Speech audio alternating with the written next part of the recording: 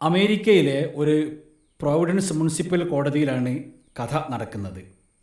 ന്യായാധിപൻ വിധി പറയാൻ വേണ്ടി വരികയാണ്. പ്രതിക്കൂട്ടിലപ്പോൾ ഉള്ളത് ഒരു മധ്യവയസ്കയായ സ്ത്രീയാണ്. ആഠ്യത്വത്തിൻ്റെ സൗകര്യത്തിൻ്റെ അടയാളങ്ങളൊന്നും അവളിലില്ല. പകരം ദൈന്യതയാർന്ന മുഖം താഴ്ത്തി നിൽക്കുകയാണ് അവൾ. ചോദ്യങ്ങൾക്കൊന്നും കൃത്യമായ മറുപടിയില്ല. ട്രാഫിക് ടിക്കറ്റുകളുടെ ആധിക്യം മൂലം നടുവൊടിഞ്ഞു പോയ ഒരു സിംഗിൾ മദറാണ് അവൾ.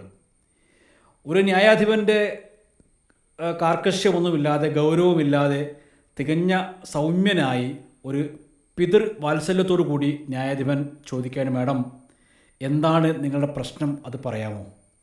അവരുടെ കാര്യങ്ങളൊക്കെ വിശദീകരിച്ച് പറയാണ്. അവർക്കൊരു മകനുണ്ട്, രോഗിയാണ്, ജോലി രണ്ടിടത്താണ്. ആ രണ്ടിടത്തേക്ക് പോകുമ്പോഴും ഈ മകനെ കൊണ്ടുപോകണം. ആകെയുള്ളത് ഒരു കാറ് ആണ്. അത് അവളുടെ ജീവനോപാധിയാണ്, അതോടൊപ്പം തന്നെ അവളുടെ ബാധ്യത കൂടിയാണ്.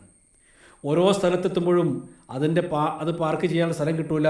ഈ മകനെയും കൊണ്ട് അവിടെ പാർക്ക് ചെയ്യാതിരിക്കാനും പറ്റില്ല. അങ്ങനെ നിരന്തരം അവൾക്ക് ഈ റോങ് സൈഡിൽ പാർക്ക് ചെയ്തതിൻ്റെ പേരിൽ ട്രാഫിക് ടിക്കറ്റുകൾ കിട്ടിക്കൊണ്ടേയിരിക്കുകയാണ്. ഓരോ കോടതികളും അവൾക്ക് പിഴ വിധിച്ചുകൊണ്ടേയിരിക്കുകയാണ്. ഒരു നിലക്കും അതിന് രക്ഷപ്പെട്ടു പോരാൻ കഴിയാതെ അങ്ങേയറ്റത്തെ പ്രയാസത്തിലാണ് അവൾ. ന്യായാധിപന് ഈ കാര്യങ്ങളൊക്കെ കേട്ടു. പ്രോസിക്യൂട്ടർ അന്നേരം എഴുന്നേറ്റ് നിന്നിട്ട് ഇനി ശിക്ഷകൾ, അതിൻ്റെ നിയമങ്ങൾ, കാര്യങ്ങളൊക്കെ പറഞ്ഞു. പക്ഷേ ന്യായാധിപൻ പറയുകയാണ്, നിങ്ങൾ നിങ്ങളുടെ മകന് വേണ്ടി നിങ്ങളാൽ കഴിയുന്ന ഏറ്റവും നല്ലതൊക്കെ ചെയ്യാൻ ശ്രമിക്കുന്ന ഒരു അമ്മയാണ്. അതുകൊണ്ട് ഈ കേസിനെതിരെ വിധിക്കാൻ എനിക്ക് സാധ്യമല്ല. ഈ കേസ് തള്ളിയിരിക്കുന്നു. അങ്ങേയറ്റ സന്തോഷത്തോടു കൂടി ആ സ്ത്രീ ആ ന്യായാധിപൻ്റെ മുഖത്തേക്ക് നോക്കുകയാണ്. ഈ ന്യായാധിപൻ്റെ പേര് ഫ്രാങ്ക് കാപ്രിയോ. ഇറ്റാലിയൻ കുടിയേറ്റക്കാരനായ അഭിമാനിയായ ഒരു പാൽക്കാരൻ്റെ മകനായിട്ടാണ് ഫ്രാങ്ക് കാപ്രിയോ ജനിക്കുന്നത്. അദ്ദേഹം വളരുന്നത് തൊഴിലാളികളൊക്കെ ജീവിക്കുന്ന ഒരു കോളനിയിലാണ്. അവിടെ നിസ്സഹായരായ, പ്രയാസപ്പെടുന്ന, കഷ്ടപ്പെടുന്ന മനുഷ്യന്മാർക്കിടയിലാണ് വളരുന്നത്. അവിടുന്നാണ് അദ്ദേഹം വിദ്യാഭ്യാസം നേടുന്നത്, അവസാനം ജഡ്ജിയായി മാറുന്നതൊക്കെ. അതുകൊണ്ട് തന്നെ മനുഷ്യൻ്റെ വേദന കൃത്യമായിട്ട് അദ്ദേഹത്തിന് അറിയാം. അദ്ദേഹം ആദ്യമായിട്ട് ജഡ്ജിയായി ഇരുന്ന് വിധി പറയാൻ നിൽക്കുമ്പോൾ അദ്ദേഹത്തിന് മുമ്പിൽ ഇതുപോലെ തന്നെ ഒരു അമ്മയായിരുന്നു. ആ അമ്മയ്ക്കെതിരെ അദ്ദേഹം വിധി പറയുന്നു. ആ വിധി പ്രകാരം ഫൈൻ അടക്കാൻ കഴിയാതെ ആ അമ്മ പ്രയാസപ്പെടുന്നത് ഫ്രാങ്ക് കാപ്രിയോയുടെ അച്ഛൻ അന്ന് കോടതിയിൽ നിന്ന് കാണുന്നുണ്ട്. അന്നേ ദിവസം അദ്ദേഹത്തിൻ്റെ അച്ഛൻ അദ്ദേഹത്തോട് പറയുന്നൊരു കാര്യമുണ്ട്, നീ വിധി പറയുമ്പം മനുഷ്യൻ്റെ അവസ്ഥ മനസ്സിലാക്കണം എന്ന്. അച്ഛൻ്റെ ആ വാക്ക് അദ്ദേഹം പിന്നീട് അങ്ങോട്ടൊക്കെ പാലിക്കുകയായിരുന്നു. അതിൻ്റെ ഭാഗമായിട്ടാണ് ഈ സ്ത്രീയോട് ഇത്രയും മാന്യമായ രീതിയിൽ അദ്ദേഹം പെരുമാറുന്നത്. ഈ ഒരു സംഗതി ഇപ്പോൾ ഇവിടെ പറഞ്ഞത്, നമ്മുടെ നാട്ടിലെ കോടതികളിൽ ഈ അടുത്ത കാലത്തുണ്ടായ ചില നടപടികൾ കാണുകയുണ്ടായി. അതിൻ്റെ പശ്ചാത്തലത്തിലാണ് ഇങ്ങനൊരു സംഗതി പറഞ്ഞിട്ടുള്ളത്. ഒരു അധ്യാപകനെതിരെ വിദ്യാർത്ഥിനികൾ കേസ് കൊടുക്കുന്നു. ദീർഘകാലം അദ്ദേഹം ജയിലിലാകുന്നു. അവസാനം അദ്ദേഹം കുറ്റക്കാരനല്ല എന്ന് തെളിഞ്ഞതിന് ശേഷം അദ്ദേഹം പുറത്തു വരുന്നു.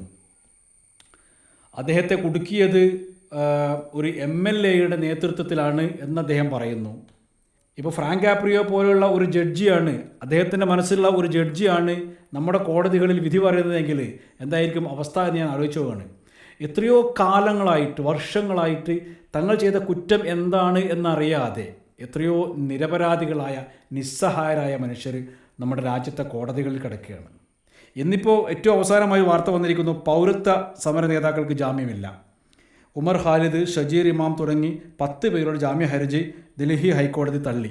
ഈ മനുഷ്യരൊക്കെ എന്തിനാണ് ജയിലിൽ പോയത് എന്ന് ഇവർക്കും അറിയില്ല, ഇവരെ കൊണ്ടുപോയിട്ട് പോലീസിനും അറിയില്ല. മദനിയുടെ കാര്യമൊക്കെ നമ്മളെ മുമ്പിൽ കിടക്കുന്നുണ്ട്. നമ്മൾ കേൾക്കുന്നത് വലിയ വലിയ നേതാക്കന്മാരുടെ, പക്ഷേ പാവപ്പെട്ട മനുഷ്യർ, സാധാരണക്കാരായ നിസ്സഹായരായ മനുഷ്യർ എത്രയോ ജയിലിൽ കിടപ്പോൾ സക്കരിയയുടെ കഥ നമുക്കറിയാവുന്നതാണ്. ഇങ്ങനെ ഒരുപാട് ആളുകൾ നമ്മുടെ നാട്ടിൽ ജയിലിൽ കിടക്കുകയാണ്. എന്തിനാണ്, ഏതിനാണ് എന്നൊന്നും അറിയാതെ. നമ്മുടെ നിയമവ്യവസ്ഥയുടെ ഒരു വല്ലാത്തൊരു ദുസ്സഹമായൊരവസ്ഥയാണിത്. ഈ വിധി പറയുന്ന ജഡ്ജിമാരും കോടതിയും ഒക്കെ തന്നെ ഭരണകൂടങ്ങൾക്ക് വിധേയരാകുമ്പോൾ, ഭരണകൂടം പറയുന്നതിനപ്പുറത്തേക്ക് ഒരു വിധിയും പോകാതെ വരുമ്പോൾ ഇതിലപ്പുറം ഒന്നും നമ്മൾ പ്രതീക്ഷിക്കേണ്ടതില്ല.